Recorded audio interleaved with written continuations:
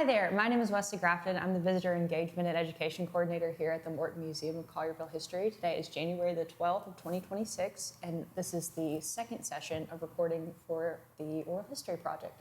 Today I'm here with our lovely museum director, Miss Neecole Gregory. So Neecole, to start off, tell us a little bit about your background and where you came from. Thus far, the Oral History Project has been museum staff interviewing Collierville citizens, but you're not from here at all, are you? No. So yeah, I grew up in a small town called Hebron, Maryland. It's about 1,200 people in right now, and I think it's been that population for a decade. You know, for a small town girl, I had very big dreams. I wanted to be an archaeologist from an early age, so and that all got kicked off from, we all know the cinema masterpiece, it's The Mummy with Brendan Fraser and Rachel Weisz. So I decided from an early age I was going to be an archaeologist. And of course, the closest museum where I live is a ward duck museum, where they have duck decoys. So it's a very, not really in the sphere of what I wanted to get into. Naturally, you came to Memphis, where there's another duck decoy. Exactly. So, I decided that I was going to go to Randolph-Macon in Ashland, Virginia, to get my bachelor's in archaeology and classical studies, and then bounced around a bit, did some digs out in the Mediterranean, and decided that I was going to come back for grad school and get my master's in Egyptology. Decided that Egyptology, as is not a field I was really conducive to. As my former Egyptology director said, I like to talk. Yeah. As we all know. And I like to share history with the next generation. I very much believe that the way you get the funding, the way you get the interest, the way you get the History Channel primetime showings is you keep people interested in history. And we can't say where we're going if we don't know where we've been from. So sharing history with the public's always been kind of my passion. So I switched over to museum practices and studies, and then decided to stay around in the Memphis area. I mean, like I said, there weren't too many options back home, so I stuck it out here, and in 2023 I came to work here as the Visitor Services Coordinator. So from conversations that we've had in the past, you're obviously very proud of where you're from. So how do you think that the area where you're from has affected and shaped you as a person? I think that's also just kind of changed where I ended up. Collierville really much reminds me of Hebron, very small town. Even though it's a very big city kind of size now. But I mean, you can't swing a cat in Maryland without hitting history. I mean, Harriet Tubman's family home is about 2 miles away from me. So I grew up entrenched in history. It was not odd to find arrowheads and stuff like that. I always befriended people who had very extensive history. I have my best friend's a Shawnee Native American, and I've always been proud of my own history. We traced my mother's father's family all the way back to the Italian merchant ships that came across from the European continent. So I've always just been very interested in history, and I think it's because where I grew up. I mean, we are an original 13th colony, so we were very into Revolutionary era history, very into Civil War history, and we went on field trips to former plantations and stuff like that, and they taught us about enslaved people, and it's just, I don't know, it's just very normalized to me. So when I got older, no one was really surprised that I got into the history field. So that's a perfect segue to my next question, which do you remember the first time that you found yourself interested in history? I think it was before, the Great Mummy gateway. I always loved reading books that were either set in history or were information about history. And it just really kind of, I don't know, just captured me in a way that, I wasn't reading like Twilight and stuff like that. So I just really enjoyed learning about history, and not even just learning about it. I love telling people about what I learned. Like, I was always the kid in class, the first one. I'm sure I annoyed the absolute heck out of my. The same way. Like, we were just like, I was the know-it-all kid that said, actually, I think that I've always had a love for history, and I think it really stems from my family. The Dayton name's very well known in my local hometown and the surrounding areas, and we go back generations. So it's just, my family was a family of history. We're very proud of our history, and it just, I guess, just the environment I grew up in. Just, as soon as I was able, I wanted to know what was going on. As my grandmother tells me, I'm nosy about everything.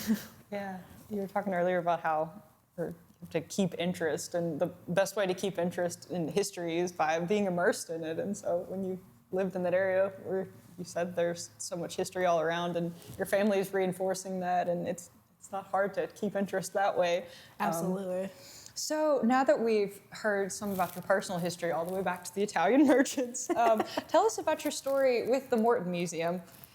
Ladies and gentlemen, you're looking at the only person in Morton Museum history who has done all three positions. So how is it being director now? It doesn't feel, I hate to say this because I'm a very terrible, humble person sometimes.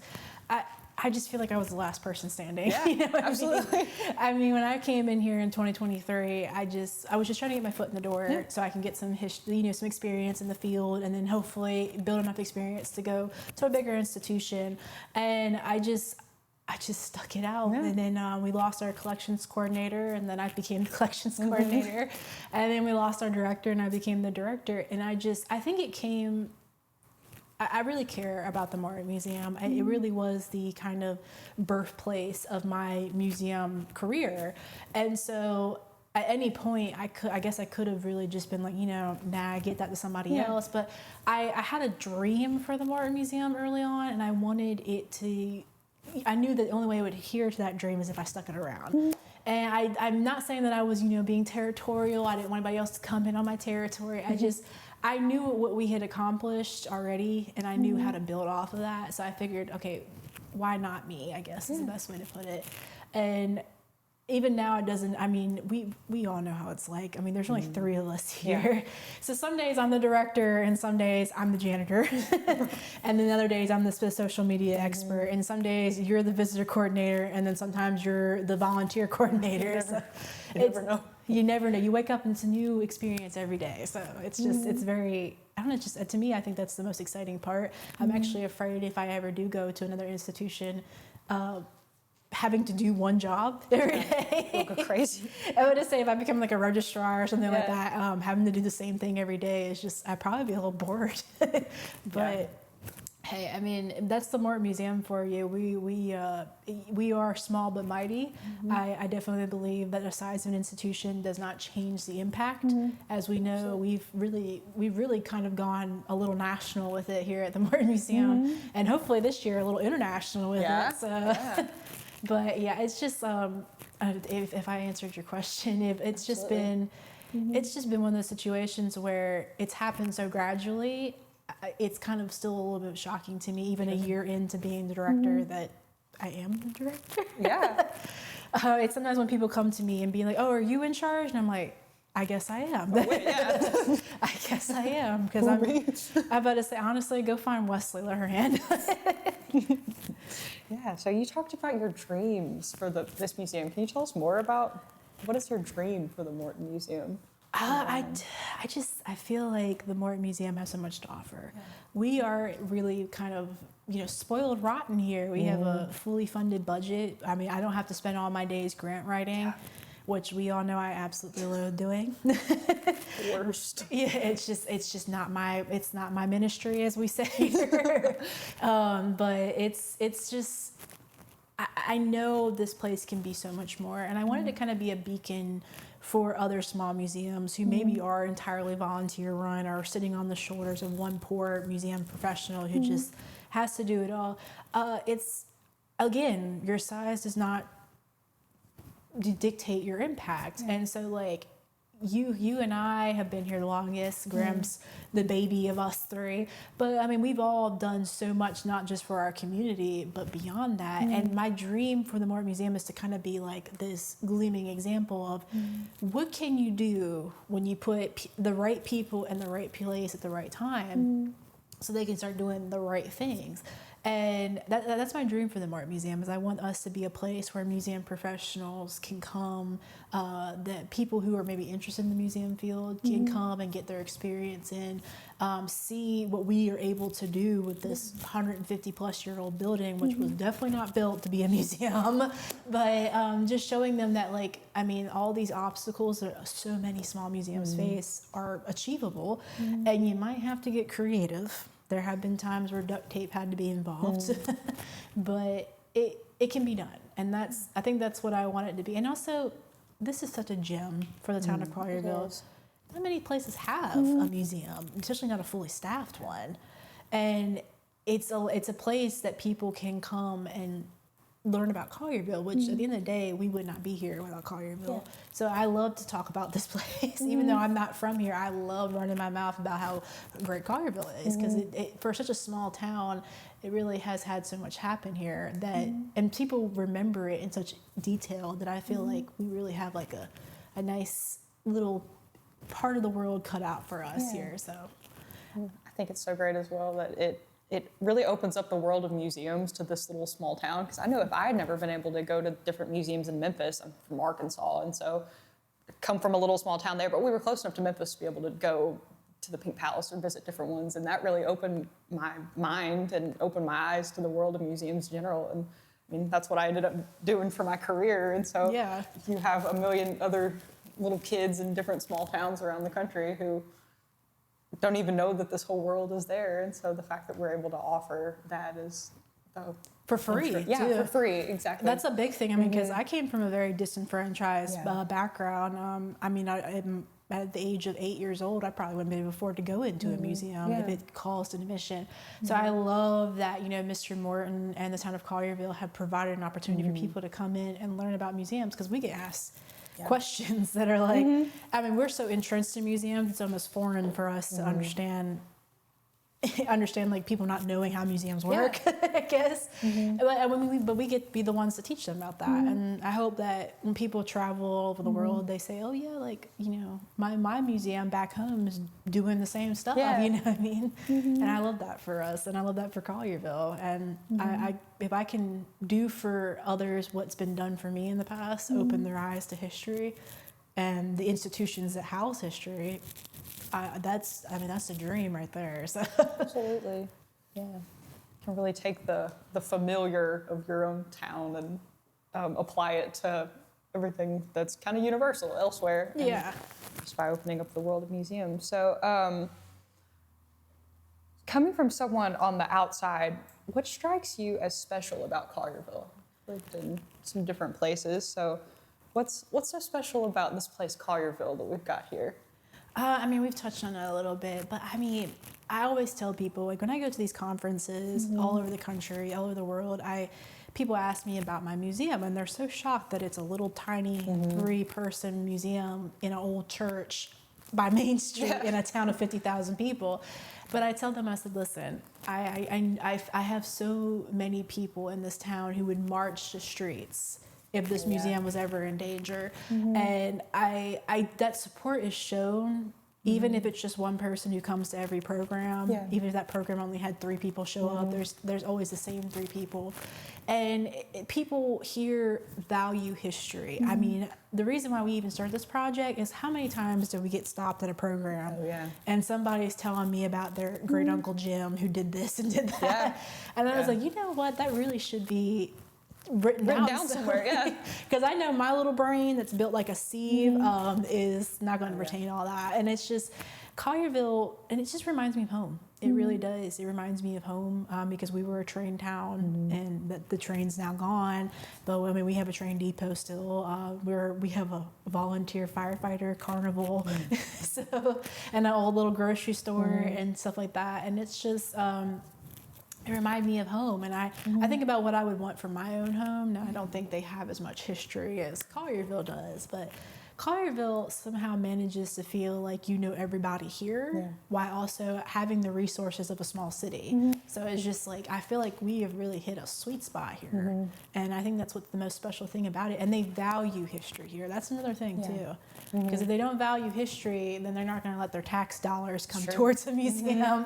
So it's the fact that people still advocate so heavily for the museum, support the museum, and love on the museum like they do, I think is very unique to places like Collierville, and there's not many places like that. Yeah. So you were talking about how the community has a dedication to their local history. What important parts of local history do you often think are overlooked? I think that we focus on the big things. Like right now we're sitting in the permanent gallery and we have the big things, like, you know, the establishment of the old Chickasaw hunting trails that turned into wagon trails that turned into poplar. And then eventually the train came. And I think we focus on these because this is what a lot of people remember. Of course, the Civil War was here, and then, you know, the cheese carnival, the infamous cheese carnival, and the Wonder Horse factory. I mean, we focus on these big things, but I think that this is kind of part of the reason why I started this project, is I wanted the small little things that pass by. Like, we've already had some really good people come in here and tell really good stories that you won't find anywhere. Like, they're not written down anywhere. They're not in a book. They're not in Clarion Russell's tome of Collierville history. And I feel like that gets overlooked. And also, like, this is meant to be like Collierville raw almost. Like, I want to hear about times where things weren't peachy keen or times where things were really great. Because like you hit these checkpoints, you know? And I feel like you hit these big checkpoints, and that's what everybody wants to talk about because that's what they know. But then you miss the little bit of adventure that's in between each checkpoint, and I feel like those are the stories that we want to capture. I love hearing, for example, you know, we had Miss Annette Key here talking about how Mayor Cox came by and picked them all up in a town vehicle when it was snowing its butt off, and I'm just like, that's actually hilarious. It is, You would never know that otherwise. Exactly. Or like, for example, Clarion Russell writing down the menu for the American Bicentennial Banquet. Like, we were able to recreate that menu because she found it important enough to, and it's the little day-by-day details. When you listen, I have read a lot of history books, and you have as well. And it's always on the big events. Nobody talks about having to get up every day and go to work during the big events of this world. Like, you and I have lived through some pretty iconic events already.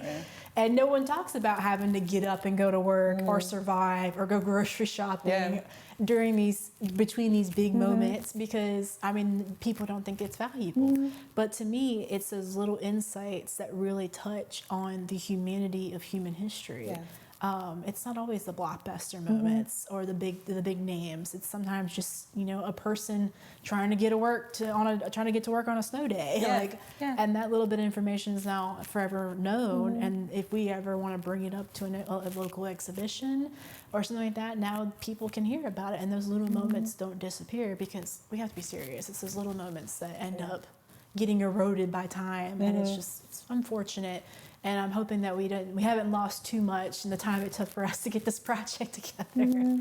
But yeah, I mean, I can't think of a specific thing that I think people should know more. I mean, honestly, go talk to your local elders in the community and listen to what they have to say. A lot of those stories are hilarious.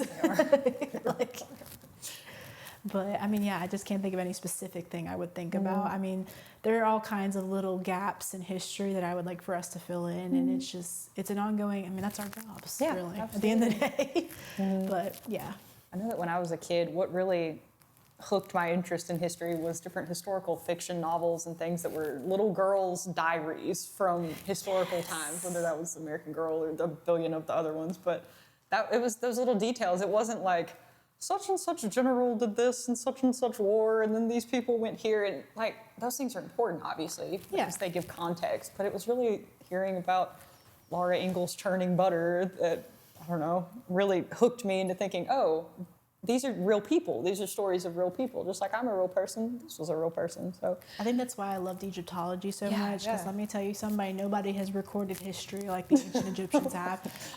They had a documented history, or documented record of how to do a hysterectomy on the wall, or personal grooming. Like, they would how to pluck underarm hair and things like that. I was just like, I think that's why I fixated on them so early in my life, is because it's just like, oh, I can hear about the everyday. Yeah. Like, That's what happened reading Herodotus in the 7th grade. yeah. I mean, who doesn't read Herodotus in 7th grade? Exactly. Okay, so we were talking about like those little quirky stories that come up through projects like this. So you have been all up and down the archives of this museum. So have you found any weird little stories or tidbits that you just haven't had a chance to share, like through an exhibit or something that you might want to share in this interview? I cannot put on one hand, or even both my hands, how many times I've pulled something out of the collection and been like, what is this? What is it doing here? I think I just actually showed somebody, we have World War II memorabilia. For obvious, we have the VFW Post 5066 here, which is one of the biggest in the area. And a lot of the military there came from World War II. And I have like things that came from, Germany during the Nazi occupation. And I'm just like, I would love to hear the story of how somebody got that. Yeah. Because, like, for example, my great-grandfather, one of them fought, well, actually both of them did, but one of them fought in World War II. And he just dropped on me one day. I was like, Papa, why can't you get blood out of your middle finger? And he told me and my grandmother about how he was fighting hand-to-hand combat with Germans, and he had his rifle in his hand, and when he went to go smack a German upside the head with it, his finger got caught between his gun and the helmet of the German, and I guess just crushed the blood vessels there. And I was like, that is something to drop on a random Tuesday on the way to a doctor's appointment. And I mean, and my grandmother asked, like, did you kill him? And he's like, well, I'm here, aren't I? Yeah. And I'm just like, wow. That's just something to say. Yeah. And I just so many objects I've seen where I'm just like, how did we get this? Like, I mean, I think about things that have been dug up from some of our local, metal detectorists and stuff like that. And I'm just thinking, like, God, the history that must be dripping, like a bullet from the Civil War, a cannonball. Like, I wish I had that gift where I could just pick something up and its whole history would flash into my mind. Amazing. But I mean, there is just so many quirky little stories in this town. And unfortunately, I'm afraid that, like, when I pick up something, I don't always know that it has a little quirky back history until somebody tells me, oh, yeah, I remember that. Oh, that belonged to so-and-so, and he was an oddball. Like, I think we were just talking about the alien technology at Wilson's house. But I'm just like, what? Like, to find out somebody in little old Collierville was, like, communicating for NASA, and then just, like, that is such a random piece of lore to have dropped on you. And I'm just like, you know what? That's Collierville for you. I mean, we had some interesting people living in here, and it's just... I feel like we'll never get every little bit, but gosh, I want to get as much as I can about, because I love telling people these quirky little stories. Yeah. I think it was like 100 years in the making when we did the town's 155th birthday, talking about their centennial celebration back in 1970. Talking about how Miss Ethel Farley was the oldest Collierville resident at the time, and I think it was the Mayor Cox and one of the governors gave her a kiss, and she was like, "Kiss me again." And I just love little fun facts about that. And when we do exhibitions, we do little did you knows. When we have little tidbits like that, it's fun to share it because I feel like that fills in some of the blanks for people when they look at an exhibition. So usually those are what people remember. People were telling me that those little did you knows cracked them up so bad. Like, I think about like this current exhibition for the towns or the American quincentennial. That's a very difficult word to say quickly. For the 250th, like we talked about some of the fun facts. Like, when the 1976 came out, I think the population of Collierville was like not even 6,000, and right now we're sitting at 53,000. Talking about like some of the people who were present at the banquet, talking about who won Miss Collierville pageant that week and how she was involved with the 1976 bicentennial celebration. People like that little bit of because like there's always that one person who remembers that and goes, oh my gosh, yes. Like I remember that, and then more floods from them, because like we have people sit down for this sometimes, and then I get a phone call 2 days later. You know what? I should have told you blah blah blah blah blah blah, or I need to come back and tell you blah blah blah. And I'm like, listen, you'll probably see some repeat people here, because I mean, you don't really think about it until you have to think about it. Yeah. You know. Yeah, there's sometimes different questions worded, even just one word differently can draw a completely different train of thought out of somebody. So one question that I've heard you ask everybody who's done one of these interviews is, what's one of your favorite or funniest moments from your time in Collierville? Oh gosh, there has been some wild ones. I think it's the few times that we've had some paranormal activity happening in this building. If we have a ghost in the Morton Museum, she is very timid, or he or she is very timid and doesn't interact very often. So it makes me feel like sometimes that we're losing our minds. But there's been times where I've closed up by myself and I'll hear "goodbye, dear" as I'm leaving, and I'm like, And I don't play those kinds of games at all. It gets very, very dark in here. Yeah, like at nighttime when we're by leaving. yourself. Oh my goodness. I mean, it is pitch black, and it's creepy. Like we'll be down here, and we'll all be down here hearing footsteps upstairs. And it's just like, Old building. oh, but it Feels too old sometimes. But I would have to say the most insane week of my life in this building was the week we had the flea problem. Oh my goodness. I think you had just started working here. I was about 3 months in, and then I get a call, hey, don't come into work today. We got... Because you live all the way out in Marion, Arkansas, so I'm just like we were like, please don't come out here, because we're all leaving. We never figured out what caused it. Like for a solid week, we just had fleas. And when you work in a historical building, you have problems like that. Yep. We got them all, don't worry about But yeah, don't stress out about it. But yeah, that week we had fleas. I mean, me and the former director, Kate, were being eaten alive. Yeah. There was a rumor going around town that it was just a raccoon that was loose. Yeah, and the thing is, we do have a giant, like, I don't even know what to call it, a beaver. Something. Muskrat, I don't know. I don't know. He's massive. When I first saw him, I thought he was somebody's dog. So I was just like... What kind of cat is that? We actually have a very funny interactions with the local wildlife. We do. We really do. The squirrel who likes to bury about a small fortune of acorns in the walls. We had a repair in our wall done not too long ago, and when he punched open the wall, just a flood of acorns came out of it. We found the lizard in the light switch box. The lizard, or the crows that live outside that dropped a walnut on my head. I was like, yeah, the wildlife around here has always been very entertaining, honestly. Like Snow White when you go outside. It really does look like a Disney movie, and I think that's probably been the funniest way to. Or like just nature in general, like that time that we all got snowed out, I tried to get to work, and I did the coolest 180 spin out that turned me right back towards my house. I was like, you know what? Okay, let me take that as a sign, and I'll go home. So I mean, I think a lot of the funniness with this building has to do with it's such an old building. Yeah.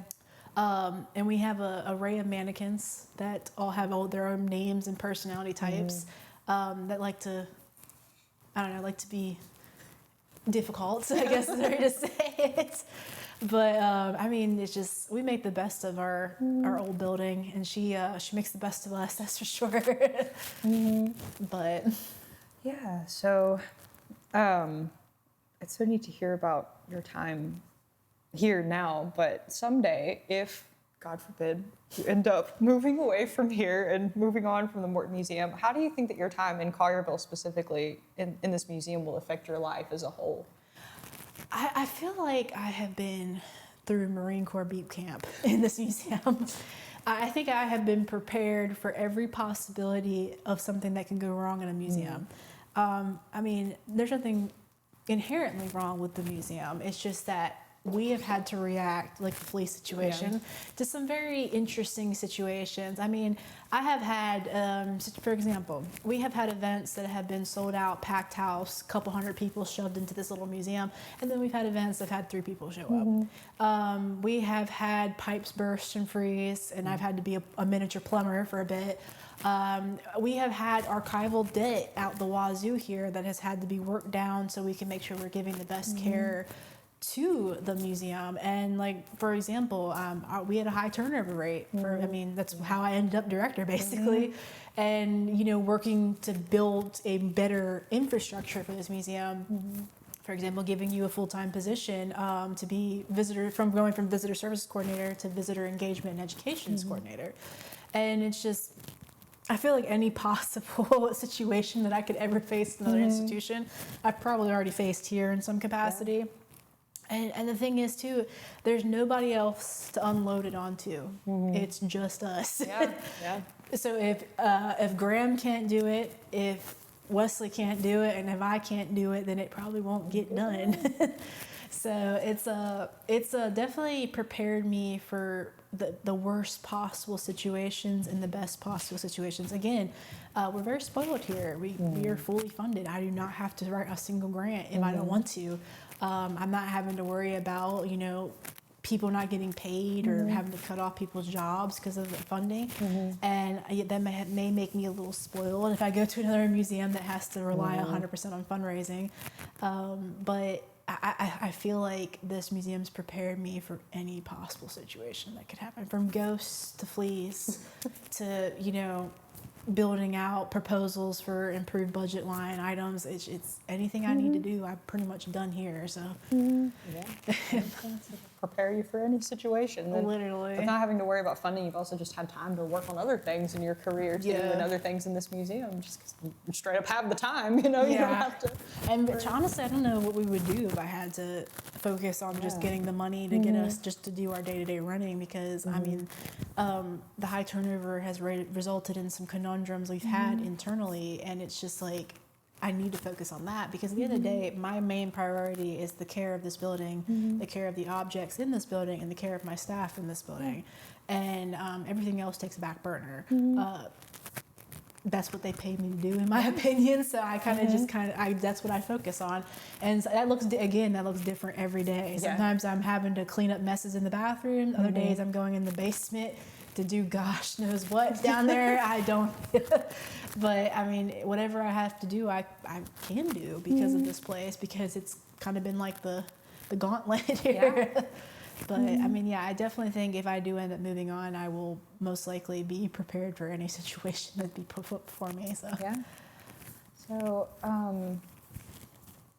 in addition to taking care of all of those things, your staff and the building and even the objects themselves, it's the purpose of the Morton Museum is really to take care of Collierville's history itself. So as we preserve Collierville's history now, what do you hope that future generations will remember most about Collierville? I would say that the thing I would want people to remember about Collierville is this is a town full of people who care a lot about Collierville. It is not always projected in a way that may be agreeable to some people, but I always know that even if somebody comes with me with praise or a complaint, it's always stemming from a deeper love for the town of Collierville. And that does make it easy when, you know, because we get criticism, and I'm a Virgo, so I don't like criticism, but I take it because I know that it's coming from a place of love for their town. And as an outsider looking in, I mean, I don't have those tie-ins. So maybe they see something that I don't see because I'm not a local here. And so the thing that I hope is prevalent from everything we do here is that we love Collierville. The people who donated the objects in our collections love Collierville. Collierville loves Collierville because they fund us. So like everything that we do is done with such a great love and admiration for Collierville. And I want people to remember that as Collierville gets bigger, as Collierville changes, Collierville will always have that at the very core. And there will always be a small legion of employees, of citizens, of everything that will support that as we change. Because I mean, one thing I have to tell people, because there are people who've lived here their whole lives, Collierville has changed, and not everybody likes it. But I would tell them, Collierville's going to have to change. Unfortunately, it's always going to have to grow and get bigger. But the one thing I've noticed through the generations, and I've been very intimate with Collierville history in these last 3 years, is that a deep love for Collierville. And I think just leave it at that. I mean, there's always been a determination to keep Collierville's history. And I feel like when you are keeping somebody's history, you have to care about it just as much as they do. And even not being from here, I truly do adore Collierville. I love Collierville, even at 7:50 in the morning when traffic's about to make me late for work. I still love Collierville at its core, and you can see that. I mean, you ask anybody on the street, they might get their complaints out the way first, but it will always come back to, I mean, I love it here. This is my home. This has been my family's home for eons. And I just want it to be the same. I just want it to be the same at the core. And, the outside will change, but I don't think Collierville will ever lose that love that everybody seems to have from whether they're from here or not. So. Absolutely. I mean, we both come from different places and ended up here. Yeah. Drive 52 minutes every morning to get here. So. But I say about 25, 30 for me. So I think Graham's the same, about 25, 30. And that's the thing is that, I mean, I think that's a testament to Collierville, that these people who come from all walks of life can end up here and feel so much a part of it. It's definitely unique in this area. Yeah, for sure. I think like places like Memphis have just gotten too big. You're not from Memphis, you're from Orange Mound, West Memphis, Germantown, I've noticed that very few people say we're from Tennessee, we're from Knoxville, Nashville, where as a Mainlander, I bleed black, gold, and red and white, okay? The people say, oh, you were born here. No, I am from Maryland, point blank, period. I'm from Maryland, point blank, period. So it's just like, I know what it's like to really, really love where you're from. I mean, I always joke that we turn into giant blue crabs on the full moon. I bleed Old Bay, and it is what it is. So I know what it's like to really love where you're from. And I brought the same love here. I mean, the way I see it, I would want people to treat my town's history with the utmost respect. And, sometimes in the past, it hasn't always been taken care of up to my standard. But as you know, I'm very, very particular about things. So, but the thing is, it moves you to tears when I see an object not cared for, or I see somebody's story not told. It makes me want to just bust out in tears sometimes. And I'm not even from here. So it's just, I think that's the core of Collierville, is that people who come here are in love with it from the start.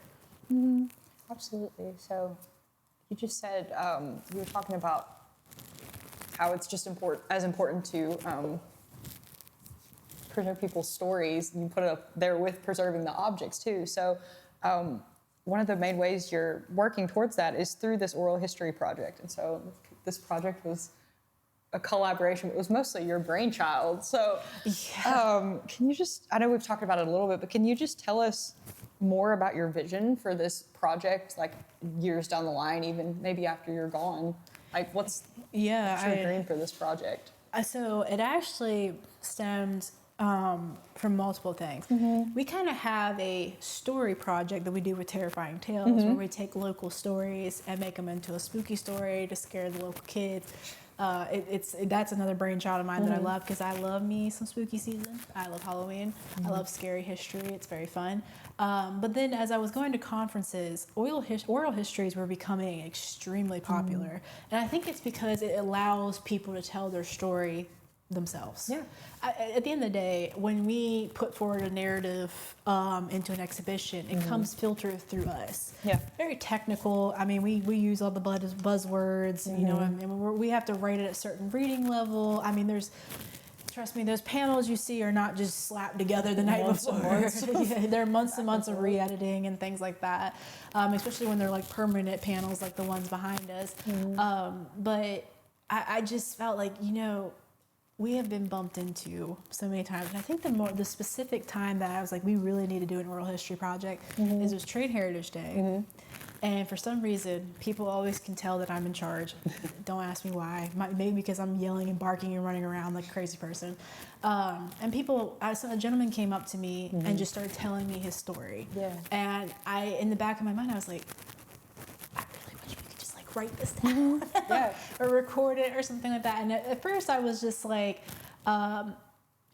we'll voice record it, make it into like a podcast kind of situation, just to get it somewhere where I can say. And the museum has tried this before, but it is a huge undertaking to take. And then luckily we got blessed with George Gutierrez, who is the town's new videographer that's been brought in. He has the technical know-how to do stuff like this. And then again came the budgeting. And of course we are co-sponsored by the town of Collierville and the Friends of the Morton Museum, who have contributed greatly to this project.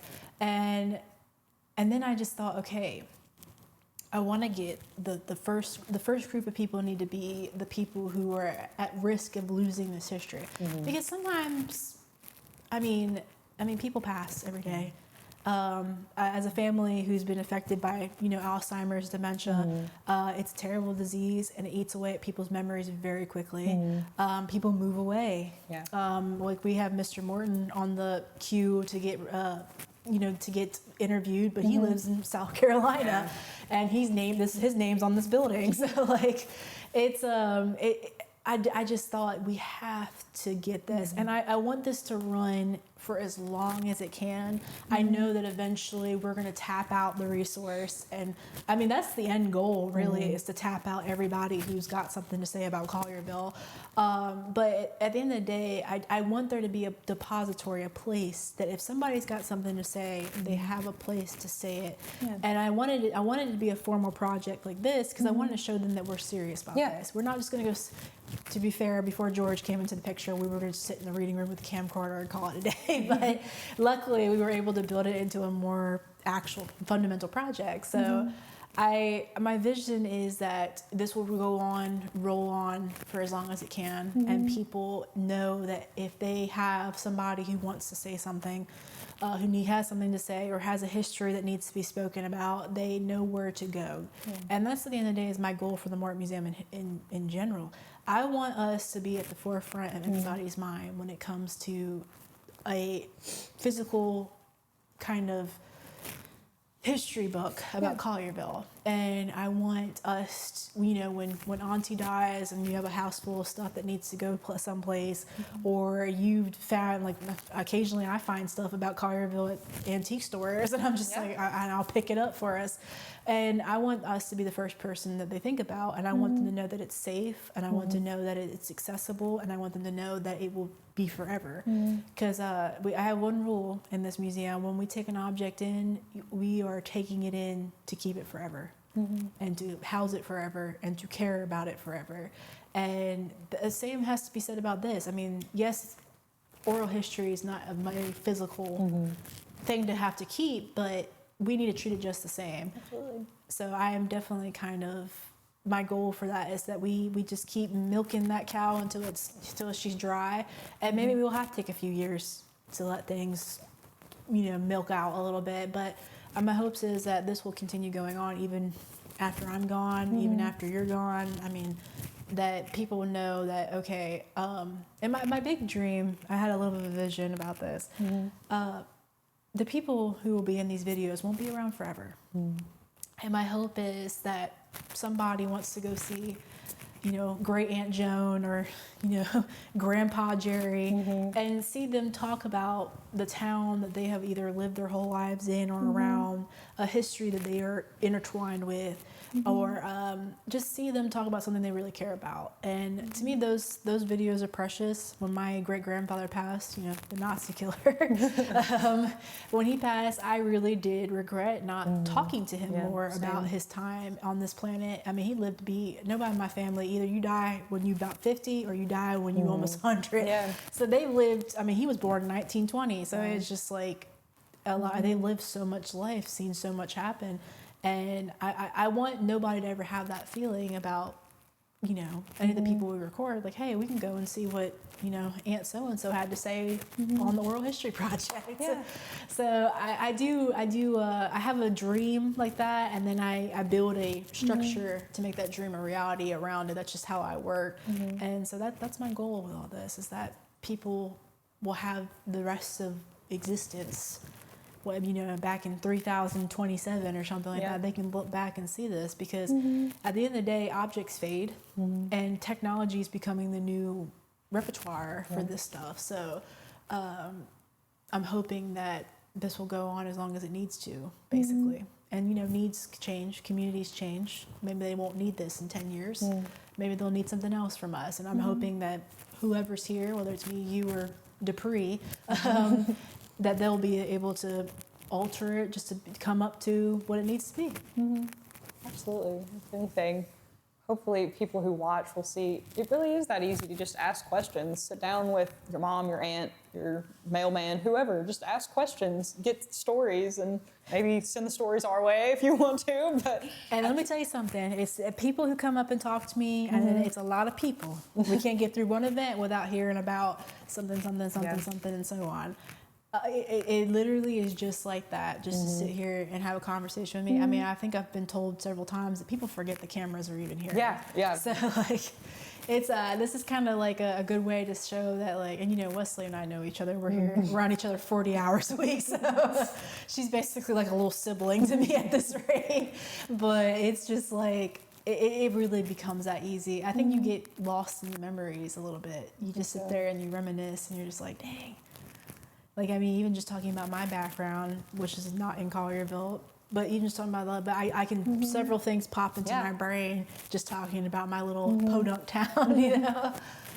But yeah, I think it's really not that hard once you get in here and get yourself out of your mind state a little bit, so. Absolutely. Well, Neecole, as we wrap it up here, wrap up this conversation, is there anything that we didn't ask that you would like to share? I will add one more thing just to tell people what the museum's all about. This may change as another director comes in, or so on and so forth, or maybe the standard of museums may change. But at the end of the day,